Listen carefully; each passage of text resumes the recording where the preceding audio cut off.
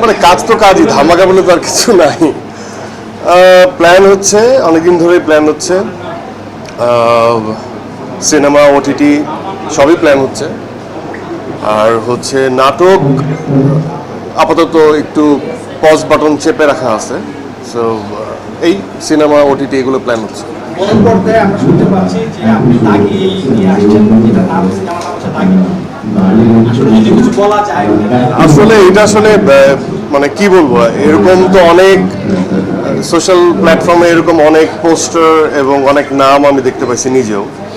আমি জানি না এটার অথেন্টিসিটি বা অথেন্টিক বিষয় কোথা থেকে আসে, বাট যা ঘটে বা রটে কিছু তো বটে, এরকম হয় না?